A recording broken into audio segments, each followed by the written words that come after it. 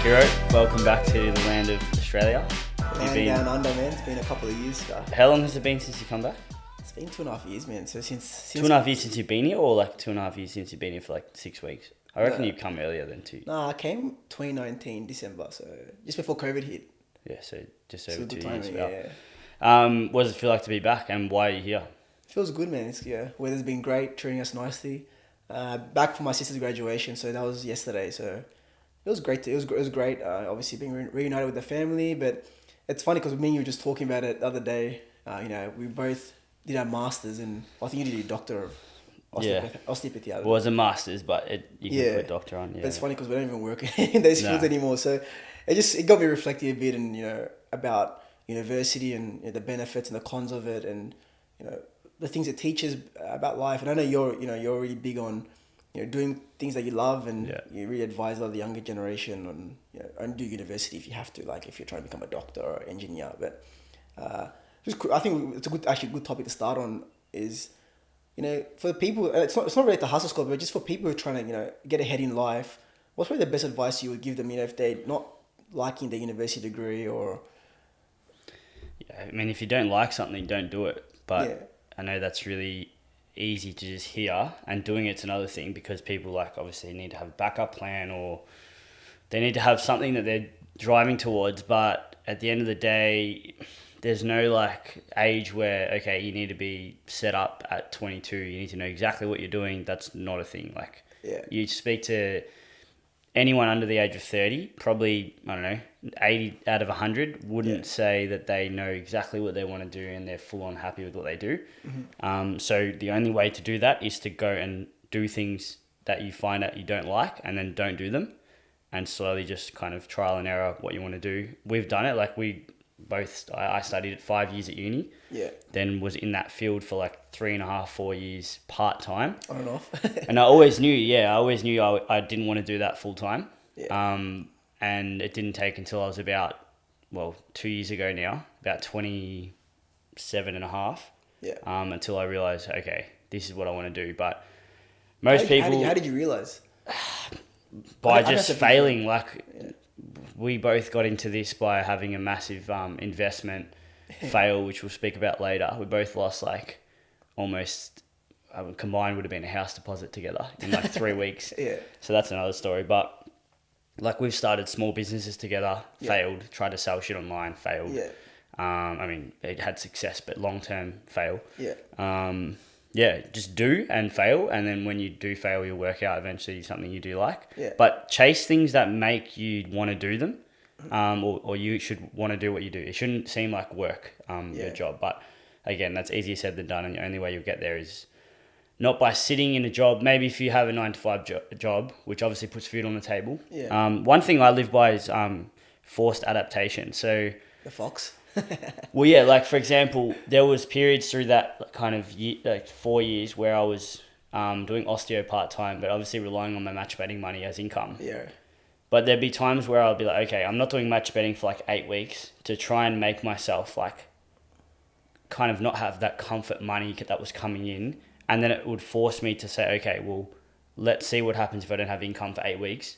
Yeah. Will I start making different decisions and trying to chase things that I want to do, rather than just being stuck in the, money, it's comfortable here. I'm not super happy, but I have enough to survive.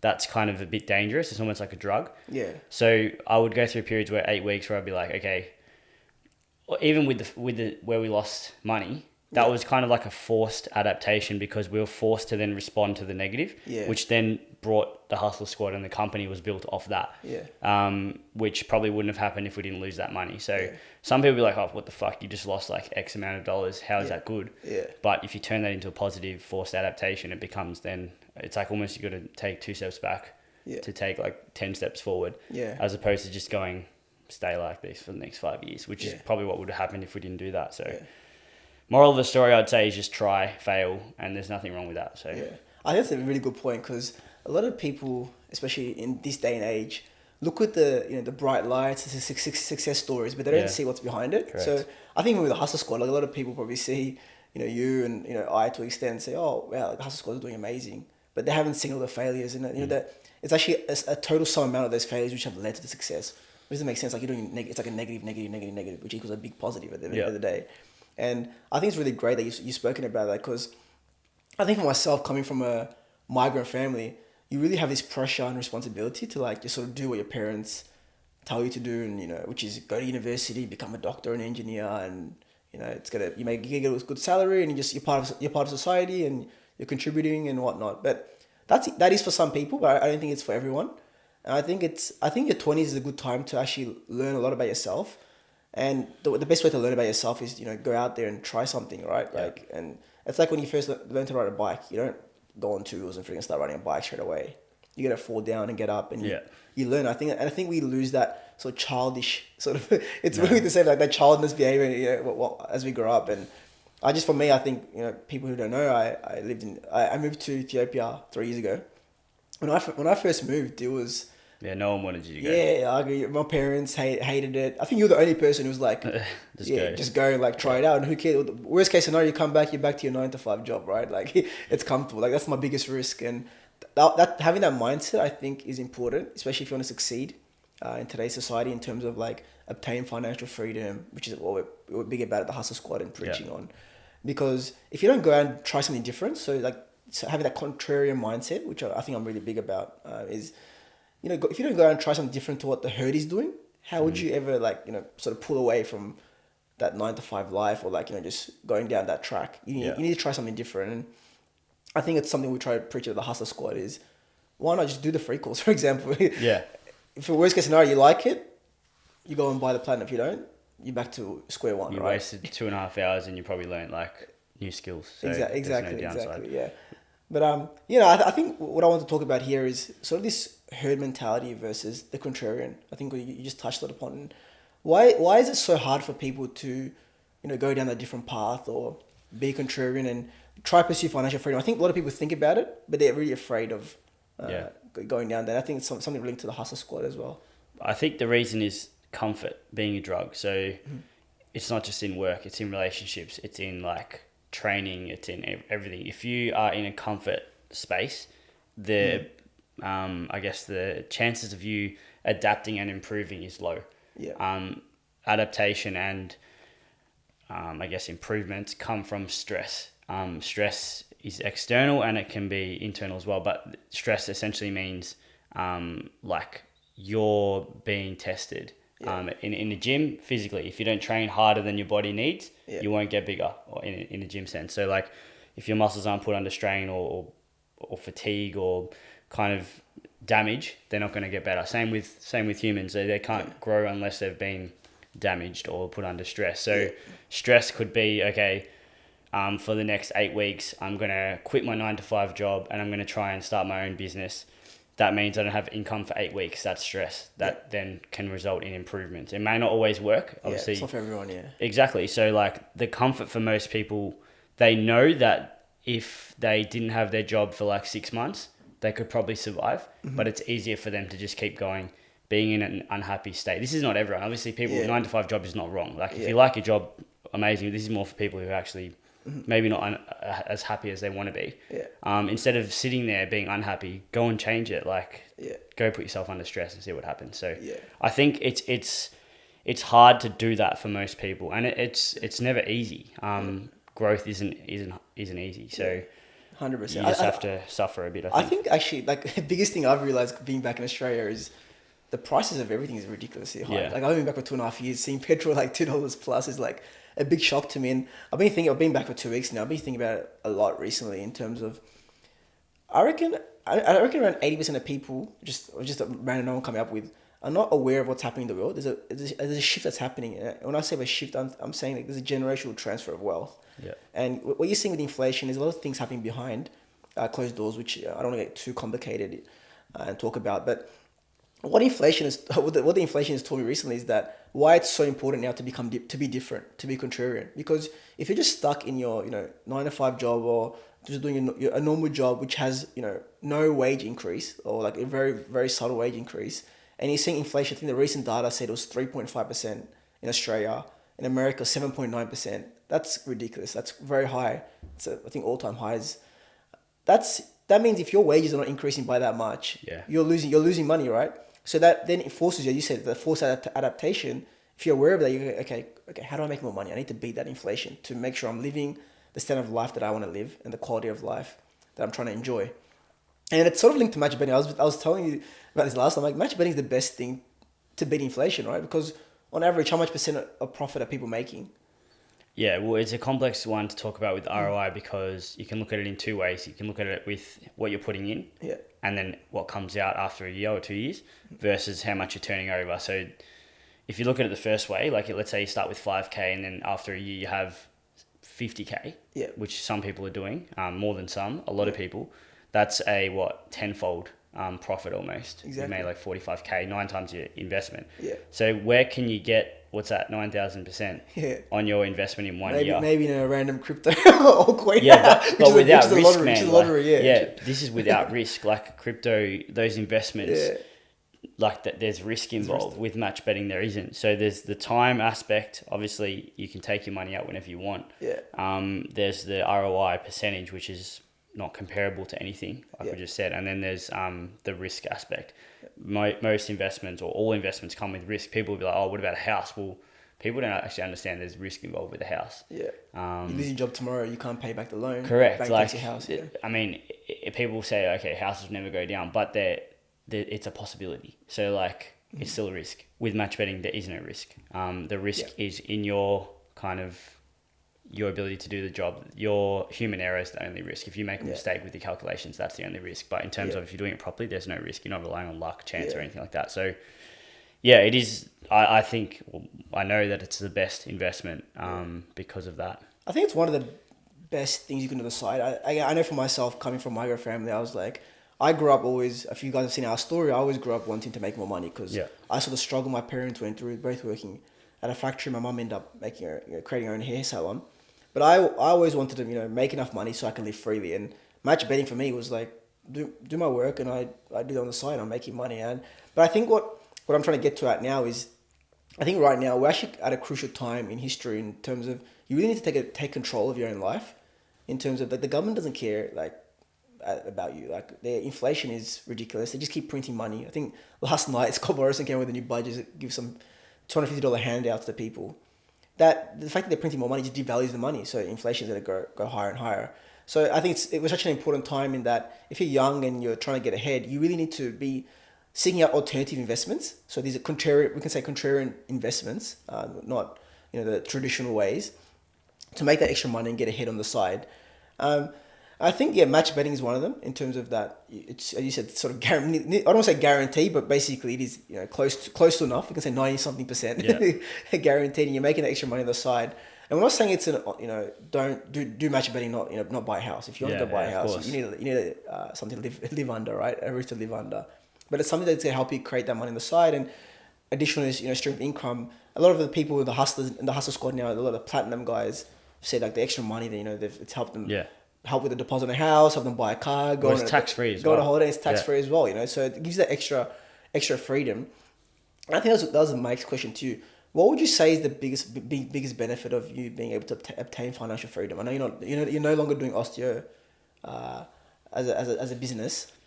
Yeah, would you maybe touch on that? I think for the crowd and just see what's possible. I think time is the biggest one, and as we're getting older now, we're not young. We're 29, so. I mean, we're still young, but we're not 21. The guy's making me feel old. But time. So okay, let's say you have to work, time and flexibility. So if you're working 50 hours a week for a boss or 40 hours a week, you need to be at the workplace at 9 and out of there by 5. You can't do anything during that time unless you're kind of on a flexible work from home sort of thing. So that's the thing, for me, really my whole life, and since the age of 21, I've never really had to have that obligation to go anywhere, to go to work, which is for me now, I can't even imagine. Sometimes people say would you last in a workplace? I honestly wouldn't last 12 hours. I'd walk out because I can't, I'm so programmed. Well, that too, but the just having no boundaries or just having the flexibility to do what I want when I want is now just ingrained in me that I'll never do that. Yeah.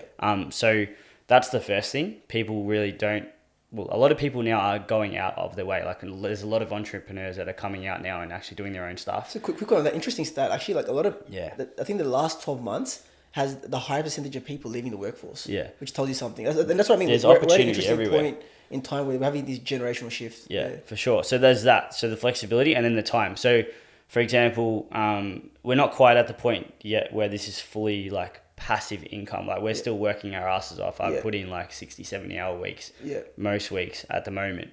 But that's working towards the goal of obviously having the ability to just have, if I don't want to work, I don't have to. So that's the time aspect, to then go and spend time with people I want when I want. I can turn my phone off for 3 weeks. That's the goal. Not having to be on my phone like this, because screen time is a downside of kind of what we do. And definitely. It's something that I have been working on, because it's like a different world. The other day I went away for 2 days and turned my phone off for like 36 of those hours, and it's literally a different world, and it's the world that I want to try to chase. So that's the time. There's 3: flexibility, time, and then obviously I guess being off your phone and being off the grid a little bit. That's the kind of third one that I've discovered I want to do. Maybe just quickly go into that for a bit. I know it's maybe a bit off topic. I find that interesting. In terms of how do you balance the entrepreneurship with with that that work-life balance, and what have you found? I think you went away for a couple of days.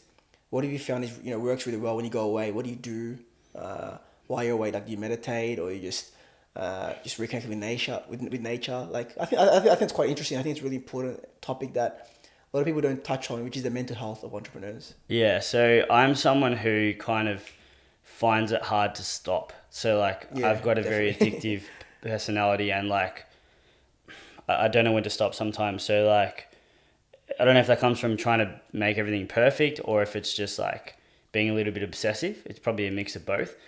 But definitely for me, that's something that I've had to work on. But at least now I'm aware of it. Maybe a year and a half ago or a year ago, I probably had no idea what I was doing. So like I'd be on my phone constantly, and I still am, but like now I'm actually aware of it. So like I'm making a conscious move.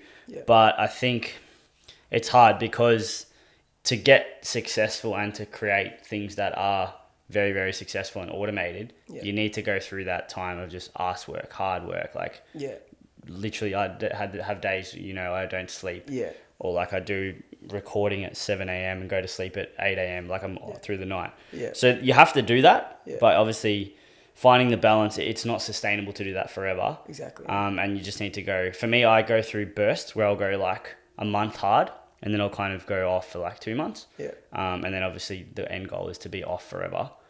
But we're both probably, I guess, built the same way. We probably would never go off forever, because we always want to be doing something. But it is a hard one. Would you say, I don't even want to talk about this, but would you say that obviously, we just celebrated your dad's 1 year anniversary, the passing of your dad. Would you say that sort of influenced your decision in terms of like that balance as well? So and how's that sort of altered your view on life? Because I know that was very successful as well. My dad passed away from MND last year, which is a terminal illness regarding like the neurological system. He was only 50, what was he, 55 when he passed away, 56, sorry. So like I'm 29, so 26 years, for example, if we passed away at 55, like what the fuck are we doing for the rest of our 25 years? So like I don't want to be kind of locked into something that I don't want to do, and that's back to what we spoke about at the start. Just do shit you want to do. So I saw him work his absolute ass off for like his whole life. Like that's what he did. Massively successful person. And he did spend money. Like he wasn't someone who just saved money and didn't do anything he wanted to do. If he wanted to buy something, he would buy it. If like we weren't spoiled kids, but if we wanted something and we really wanted it, we could just ask dad and he would buy it. But we never abused that privilege. I know other kids maybe have done that, but we respected him and mum to not kind of abuse that. But in saying that, like that guy worked his ass off, and then if he wanted to buy something, he would buy it. Or if he wanted to travel, he went to Cyprus 20 years in a row, back to where he came from. But like, for example, now it's like, fuck, he's not here anymore. I don't think he lived life with many regrets, but I think a lot of other people potentially do. And they think, okay, well, I'm going to work my ass off like 9 to 5 until I retire at 55, and then I'm going to enjoy my life. I think people should be enjoying their life now. Very good point, So like we've traveled, How many countries have you been to? It's stalled now. It's like 46. I haven't changed that for like a couple of years. Well, I did travel through COVID, but not essentially travel. I just went overseas. But at the moment, I'm playing footy and stuff, so like I don't really want to go anywhere. At the end of this year, I'll probably do a big trip. But yeah, going back to like that in terms of how it's viewed or how it's changed my life. Going back to the first topic about the phone. I don't want to be glued to my phone for the next 10 years. I want to work hard now and then by the time I'm 35, family, kids, all that shit. Exactly. Spending time with them is going to be way more important than making an extra 500,000 or whatever. Money's kind of, who cares? Like, it's good and it's good to have the freedom. But I'd rather be someone who is comfortable financially than a squillionaire who has no time. So definitely. What about yourself? It's just interesting. But I just wanted to speak about that concept of time because I think it was like I was in America. Just having a chat with this guy, sort of now to become my mentor, and he was talking about the principle of time, and he said, if the average person lives 80 years, I don't know if your data is a bit shorter, but if the average person lives 80 years, what you do is he said do this task. He said, go if you have a whiteboard, I know you have a whiteboard. If you have a whiteboard, draw 80 bubbles. So each bubble or each circle, it can be a circle, represents that year of your life, right? And then don't think of it as a year of life. Think of it as 80 Christmases. So he's like, I've lived 29 years, you're the same. So we've lived 29 Christmases. We only have 51 Christmases left. And it sort of, changes your perspectives. Like, wow, I only have 50 Christmases left. And that's only if I live to the average life. If I die at 60, I only have 30 Christmases left. And it changes your perspective on life and how you should best spend that time. And you can even do the same thing. What he does, another task is you do 52 weeks. So, and you just go down and you cross out, we've lived 29 years and sort of a half. So 29 years and a half, we just cross out horizontally the 52 weeks. So, and you see how many weeks you have left in your life if you live the average lifespan. And it sort of changes your perspective, as you said, like on how should I best spend my time? Like, it's fun. And I've seen it's already influenced me. Like, me being back, I've been here for 2 weeks. I don't think I've left my house much, honestly. And the reason being is I want to spend time with my family because I'm spending time with my brother, my little sister. She's like 10 years old. I don't know if the time I'm spending with her now is like, it's forever treasure. She's not going to be 10 years old again, right? She's going to be 12, 15, growing up. She won't want to spend time with me. So really treasuring those moments. And I think it's really important. And why I'm talking about time here is because it goes back to what I was speaking about before about being contrarian, living that different life where you're pursuing financial freedom.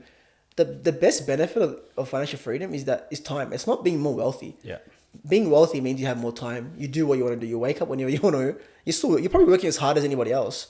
But it's you take more control of your life. And I think we're seeing a shift in the world where a lot of people are moving towards that.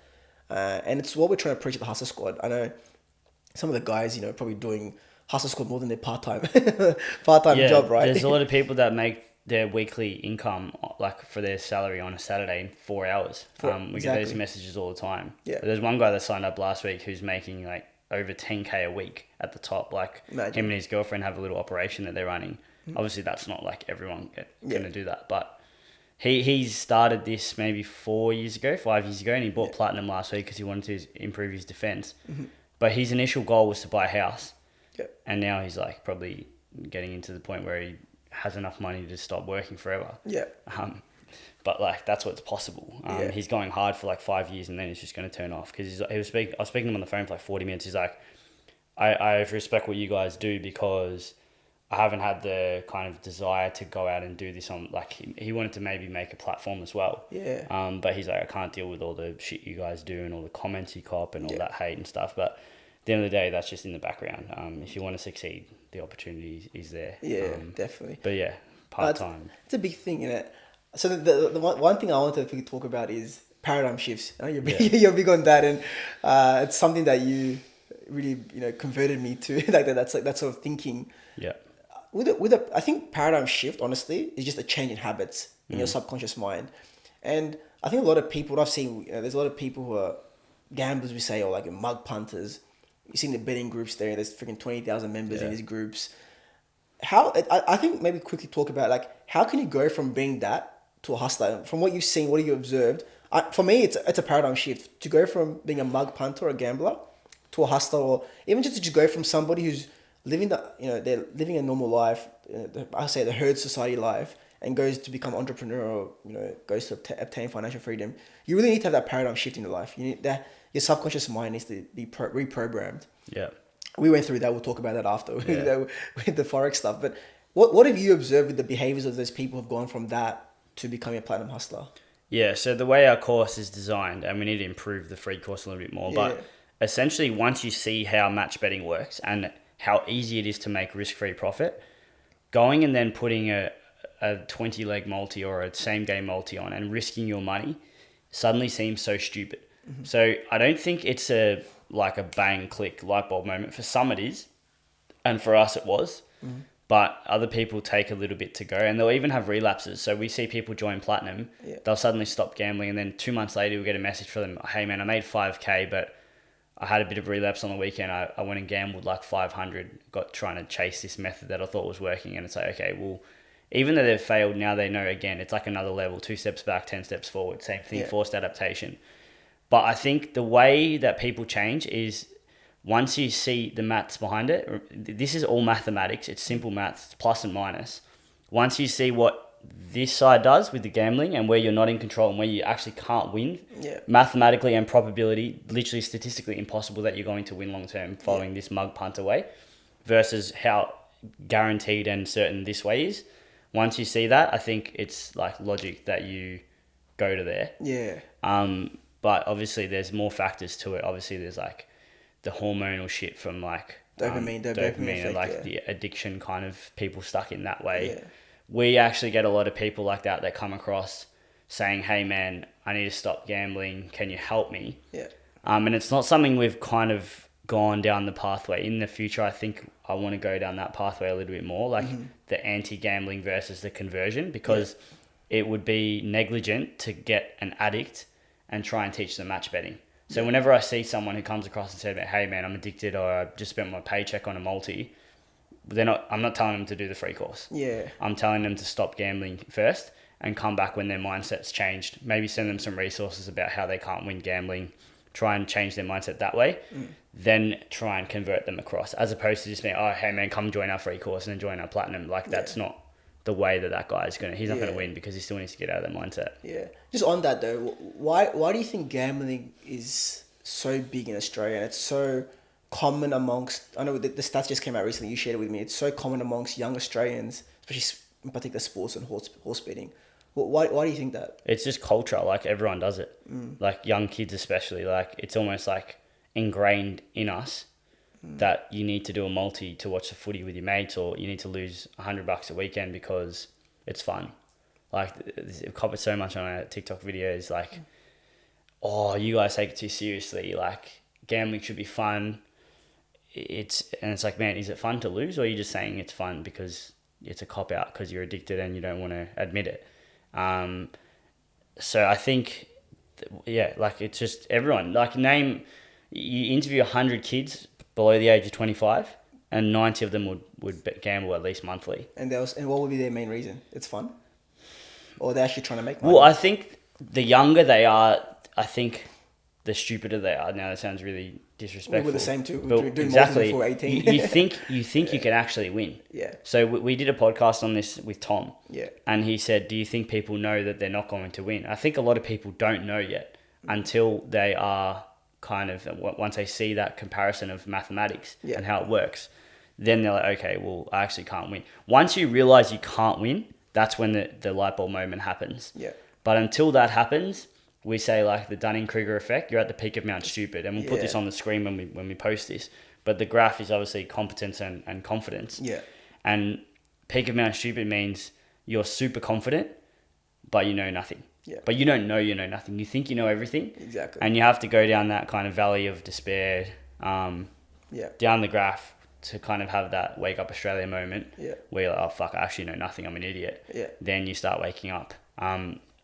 But yeah, it's culture. Australia's the worst, I think, per capita in the world. Yeah, worst country in the world. I think I'm going to make a prediction. I'm going to say USA will pass that. Yeah. And I'm sure you've seen what's there. Like, obviously, we've launched USA Hussla. Yeah. Haven't gone hard just yet, but we will start focusing on that in the next few months. But, like, we've got our own Facebook group, which has, like, 4,000 members in it. Yeah. and just some of the conversations in there and some of the people that post stuff, it's just like, man, this is going to get so much worse than Australia. You know what's funny? I think people don't realize that these betting companies, the reason why they're so successful and they've been around for so long is because they know the psychology Correct. of the consumer, right? Yeah. That's marketing 101. And they know what to trigger and how to trigger those behaviors. Yeah.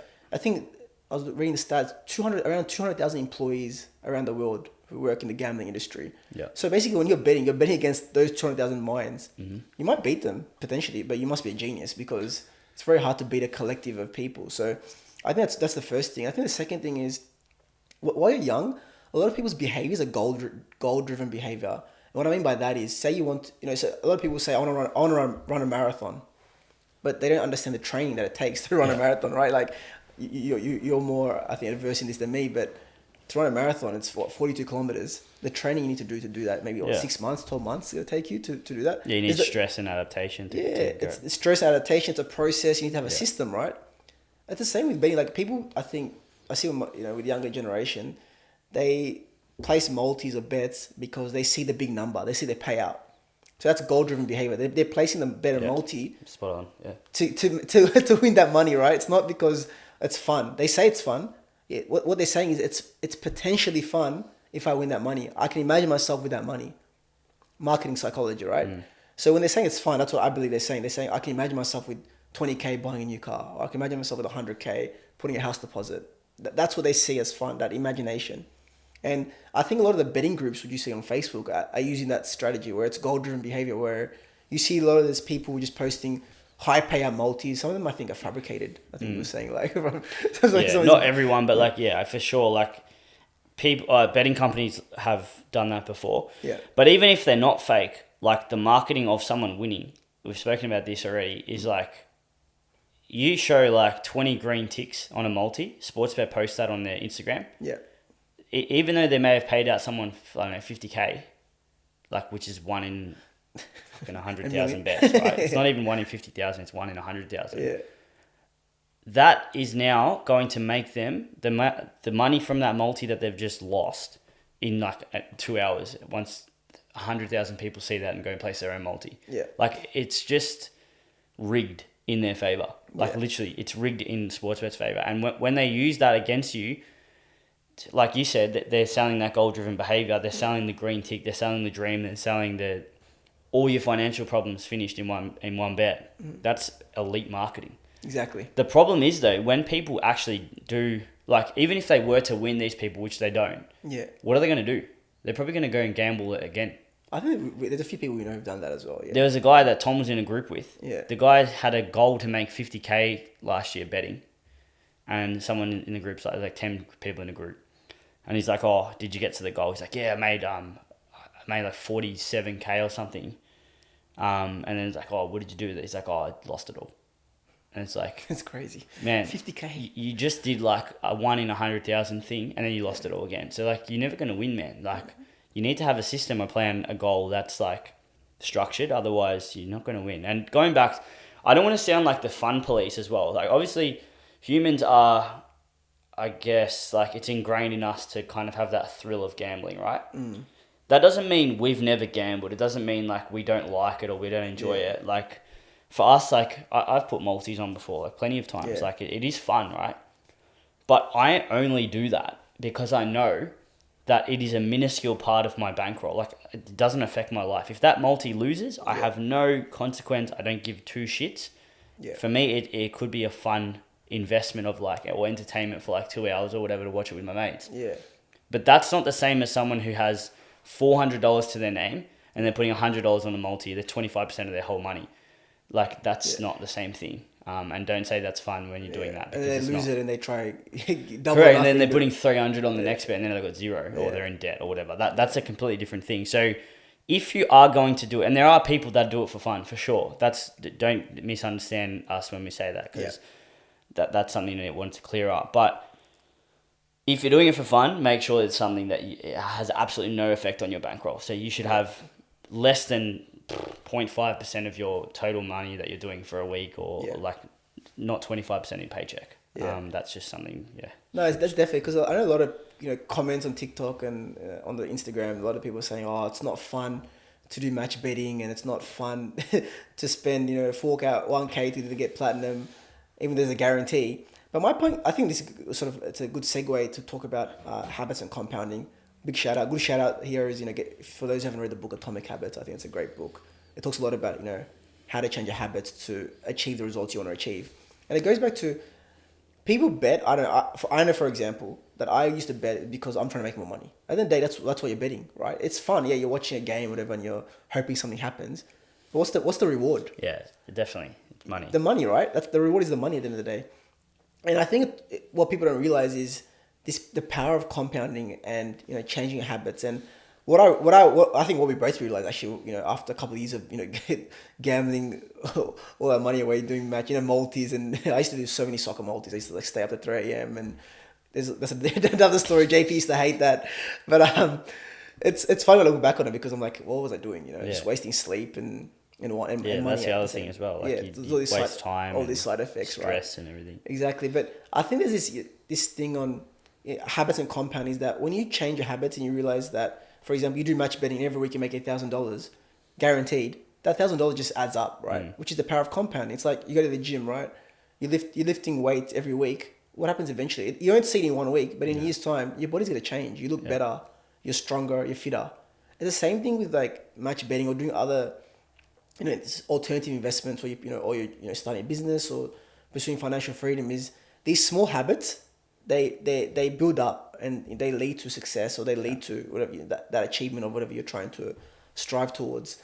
And I think that's the big thing people don't realize. And I don't maybe if you want to talk about that more, but it's that power of compounding. I think our brains don't understand it. We can't. I think we've talked about this in a we spoke about this in one of the other ones that hasn't been posted yet. But we can't. Our brains can't fathom or understand what compounding is, and I think that's a big issue. And we're very short-term minded. We don't see the long-term picture. But in a year's time, if you're always doing match betting, you're gonna be at a really good point. I think that the platinum hustlers realize that.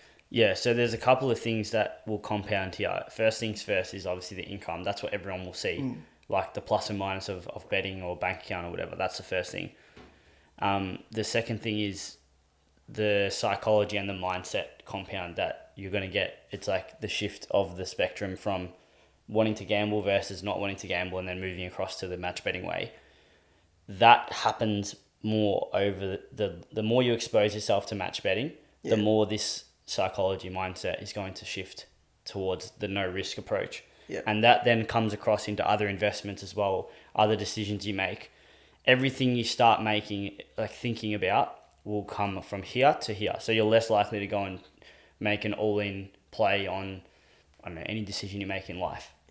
You're more likely to assess a situation. Like obviously in Platinum, people will say like, okay, we teach all these methods and stuff. The first thing we teach in Platinum is nothing to do with making money. It's all about psychology.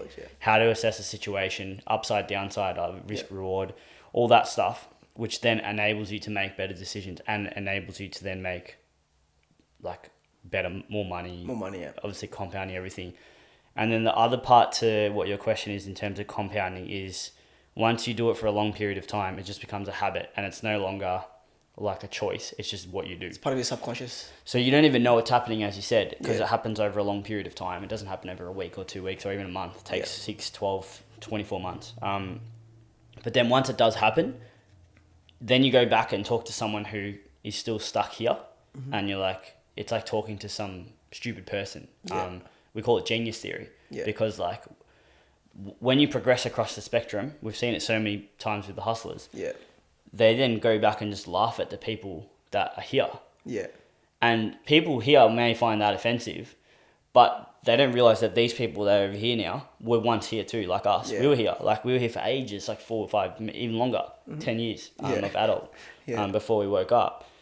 And then it just seems so dumb to be here once you're out of it. And then the last thing I wanted to talk about is the community. So once you, a power of association. So once you surround yourself with other people that are in that mindset of like assessing everything, making better decisions, making like the habits, because obviously with Platinum, not everyone started at the same time. We have like 308 people now at the time of filming, like March 2022. Like that has been a growth of like 20 months worth of people coming across and slowly growing that community.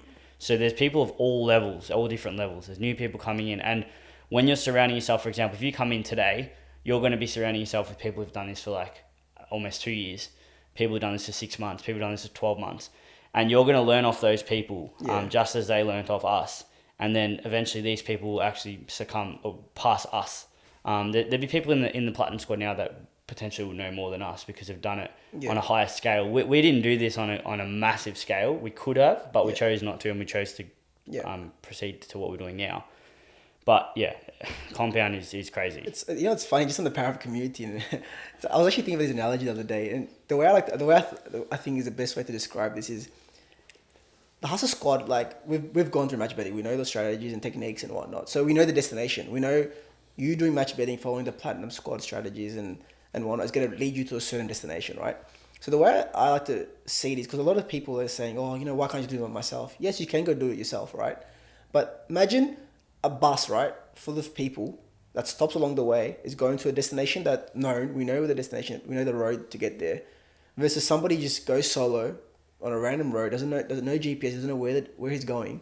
That's basically that's the power of the community, right? Because on that bus you have people that have been on the bus earlier than you are, and can share with you the knowledge and whatnot, which is what we see in the Discord community, and I think it's so powerful. Versus somebody's solo just going up, who's he talking to along the way? Yeah, strangers, right? Random people. Oh, where should I go? That's what happens when you're on a road. If you're on a road trip and you're by yourself, you're asking people where should I go and whatnot. Obviously now we have technology, but just for the analogy, right? But the bus knows where it's going, has a destination, which we know is financial freedom, and has so many people on the bus who have gone through the experiences, and even sometimes through experiences that we haven't been through ourselves, which is we're finding out information all the time now, because obviously there's the match betting landscape now is fully changed. Like if you're not kind of on top of defense, sustainability, etc., you'll get banned. Simple. Exactly, and that's what a lot of people come across and say, like, oh, this only lasts a couple of months. No, it doesn't last a couple of months if you do it properly. And we know that because we've made thousands of mistakes, and we lost heaps of money learning the way we learned. So now we're getting people feeding back the information back to us, which then is fed on to the 310 people that are there to help them. You're not going to get that driving by yourself. You might find it out in 2 years' time, and then you've lost all your accounts and it's too late. Yeah. Whereas now we'll tell you so that you don't make the mistakes, so you don't lose your account, stuff like that. Yeah. Which obviously you can't get by yourself. So again, once you see it, it's a no-brainer. Yeah. But it's hard for people to comprehend because they see this $1,100 fee at the top, and they're like, shit, I don't want to invest in that. But if you ask someone at the top who's made like 100K in 12 months, for example, or even just take a level down, someone who's making 30K in a year, like, man, it's like a microbe of what you're going to make long term, and it's a once-off thing. It's not a sub. Yeah. So you're not paying it. You just pay it once, and then you get access forever. So just go back to the analogy, right? Would you rather pay $1,000 to go on a bus that gets you to your journey destination, which is like you say a pot of gold? Yeah. Or go solo? You don't know where the pot of gold is on a random journey. You might learn some stuff along the way, but I'd rather be part of a community where I can share my knowledge and whatnot. And it's also personal preference, but I think it just shows the power of the community that we're I think 300 plus hustlers have joined and realized this. I would have chosen maybe like five years ago to do it on my own because I wanted to always be the best or like do it myself. Like I didn't really, it's like an ego thing. But now it's like, man, if I want to learn something, I know I'm going to learn something more with a group rather than myself, because it's ignorant to think that you know everything yourself when there's 100% people out there, hundreds of thousands of other people that know way more than you. Yeah.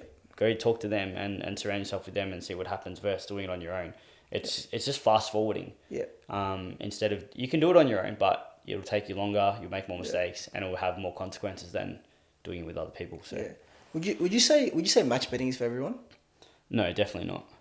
And the reason for that is a number of reasons. Like, some people don't have the patience to learn, firstly, but more so it's more of a lifestyle thing. So some people, I know like one of my mates who, he's done it, but for him, he's a little bit impatient when it comes to like, I don't know, little things like putting an email in, verifying an account. He's quite lazy with that. And I understand it.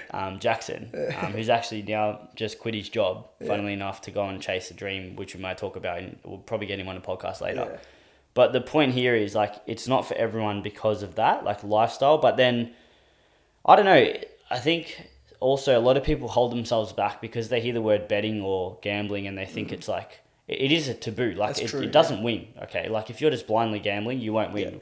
We know, and your parents and anyone, your grandparents, as soon as they hear the word betting, they're like, no, stay away. Like I think my parents still don't understand match betting. Correct. And the other day, you actually told your dad that I'm still doing osteo because you didn't want to tell him what we're doing. Yeah. And it's like, I'm going to talk to him because that doesn't sit well with me. But the point is, like, a lot of people don't know what it is. And it's fair to assume that people will lose gambling. 99.5% of people lose. Yeah. But obviously, this isn't gambling. And it's hard for people to get their head around, like, comprehending that it's possible to beat bookies without risk. Like most people are like, no, that's bullshit. It's a scam. And that's been ingrained in Australian or around the world. Like no one wins gambling. So once they see it happen, then it's like a shift, and then it suddenly becomes suitable to them. Yeah. I'm trying to think what other reasons people might not do it. I don't know. I think as well, people will say like, oh, we get this one a lot. It's like, what's the point of making $100 guaranteed? It's only $100. So the compounding effect. Correct. They don't see. They'd rather try and win 10K today than make $100 every day for the next 365 days, not realizing how much money that makes over a year. That's a main, I guess, holding back variable of people, especially the young people who don't see long term. People just want to get rich quickly tomorrow. Correct. And that's the issue with a lot of the population, not just in match betting, in investments. Everything. Like, people investing in crypto, majority of people are just like, they're going to lose because they have no plan. They invest, they might get lucky, the thing goes up 5 times, but then what? They're not selling it. They buy another one and it goes to they're not selling it. And that thing's going to cycle back down in a year and they're not going to take any profit. Yeah. Same with stocks. People are like, oh, yeah, my mate told me this stock's going to go up 20 times. I'm buying it. It's like, no, it's not going up 20 times. And if it does, you're still not selling it. So you're not going to profit. Yeah. And it's all based off short term. So, like, there's no long-term plan. But yeah, I don't know if you have any other reasons as to why it's not suitable. This might be a bit controversial, but obviously we see more males compared to females joining the community. Match betting. What advice would you give out? You know, there might be some females out there who are actually interested in it and maybe think, oh, maybe it's not for me, because it's obviously gambling is very male dominated. Yeah, maybe if you have any. Well, there's a lot of females that do gamble, but on a percentage, it would be 95 plus male. Yeah. We had a girl join the Platinum last week, and she's on a yearly for Trumpy as well, or the system. But yeah, I think we're going to try and maybe get a couple of the female members of Hussla to maybe have a chat or like do a podcast with them or something. Yeah. But yeah, it's possible. It's just, what's no different. It's not gender. Yeah, exactly. Like, what's the word? Discriminant. Yeah. Like, it works. It's maths. Maths doesn't matter what you are, who you are, or what race you are or anything. It's maths. Numbers. Exactly. Yeah. So like, I guess go to the free course and learn it, because finally, actually, I was talking to someone yesterday. I said to someone, I'm like, it's funny because we rarely get girls coming across in the DMs, but we got one the other day and I sent her like a 6-7 minute voice recording. Yeah. And it's funny because I think generally girls are more likely to follow instructions. They're more patient. Yeah. They're more organized, and if you tell them to do something, they'll do it. Versus we get a lot of guys come across, young boys, say, hey man, watch the free course, do it all. Yeah. You go check their progress, they've done 3 out of 30 videos. And it's like, man, you got no hope long term. But whenever we get a chick come across, or girl, we get compliance. Like, they'll finish the whole course. We got a message from that same girl the other day. I sent her a 7-minute voice recording. I'm like, do this. 2 days later, she's like, oh, I really appreciate what you guys are doing. It's actually really, really easy to understand. Yeah. And it's like, because you follow the instructions. You follow the instructions and you're patient. Yeah. It's literally there for you to do. But I think, I don't know. No, I think it's the same. I have the same sort of strain of thinking that at the end of the day, like, if you're doing match betting, you're not putting your face on a screen, right? No. Like you're sitting behind a screen, putting some bets in, making the money, right? And anybody can do that if you follow the instructions, as you said. So it's definitely not gender discriminatory, and I think it's something that we want to focus on in trying to expand the community and make sure that it's available to everybody. Because at the end of the day, the reason why we create the Hussla Squad is to build this massive community and help change people's lives, right? Like, I for 100% can say, like, if it wasn't for match betting, like, I don't think I'd be sitting here today. Like, my life has been transformed. Me either. In terms of, being able to travel, experience things that You know, like who knew COVID was gonna happen, right? Like we've traveled like 30 plus countries. I think even 40 plus. Like a lot of our mates have probably only seen it maybe 1-2 countries max, and like they regret like not traveling before COVID. And the reason why we're able to do that is because of match betting. Literally. And it's gives our first freedom. Trip together was 2014 in like November. Yeah. It was like 70 days. I did Europe and America. You did Europe and Ethiopia. Yeah. But that all came from, we had like, I would have had like 2K at the middle of that year. Yeah. Then we discovered match betting, and suddenly we're blowing like 20K on an overseas trip because we just suddenly had the influx of money. Exactly. But again, that we wouldn't have travelled without match betting. So yeah. We were full time at uni, so there was no way we were going to make that money doing anything else. So, definitely. You brought up a really good point. I remember when we first started match betting, and this is I think relevant to people listening. Is I think we were, I think we disrespected money in terms of we thought it was 100%. Just comes easy. We know how to make it. Just do whatever we want. I think both of us have changed our mindset and stance towards that. And that's why we've started the Hussla Squad. You know, we could have been just doing this ourselves and keep making heaps of money. Is that I think we now respect money. Remember, I think that's the podcast. What is his name? Anton. It's Anton. We'll link it. We'll link it as well. Yeah. He really talks about sort of 10 principles. One of the principles is respect money, but be indifferent towards it. Yeah. How would you think I think over the past sort of 5-10 years, your stance towards money has changed, and how you see it? Yeah, I think once you see a lot of money, it's hard to go back to kind of, let's say if you make like, I don't know, we've had months in match betting where we've made like $30,000. Yeah. Like the World Cup 2018, for example. You were making money in your sleep. Yeah, the rest is best. You wake up and have like 6K profit from like one match and stuff like that. Yeah. But once you see that, it's very hard to go back and actually like, okay, I've just made $50. It's hard to say, okay, that's amazing. But I think that's better than being emotional towards making a lot. Yeah. So you need to just be emotionless when it comes to money. And you should, even though, for example, I'm doing quite well, you're doing quite well financially now, I still treat every dollar the same as I would when I was 20 or 18. Yeah. I don't say, okay, now I've made X amount of dollars, I'm going to go and start blowing it. Yeah. I still like save $5 going to like making a choice. If something's $5 less here and it's the same product, I'm buying it for $5 less there because I respect money. Some might call me a tight ass, but that's just how I operate. And I think it's kind of like a discipline thing. Yeah. But in terms of how I look at money, like you said, I could have gone and done match betting full on grand scale and done like massive scaling, make 10K a week like some guys are doing. But for me, we decided to stop doing this because for me, there's no purpose, there's no goals, there's no structure. It's kind of like a comfort zone for me, like I spoke about. So it's like a negative drug. So nothing good was coming from it in the world. And people like, we always say this and people don't believe it. They're like, oh, what's so boring about making 2K a week or 3K a week? Yeah. And they can't comprehend that. They just see the number. You have to take it back. And if you're chasing money your whole life, you will not get anywhere. Yeah. I think the beauty of Hussla and the way it's being created, and even my osteo business to a degree, the main focus was the customer and the care for the customer. Yeah. Money is a byproduct. Yeah, that's a good way to say it. And it's amazing. Like we're making a living off now, selling courses, educating, changing lives. Yeah.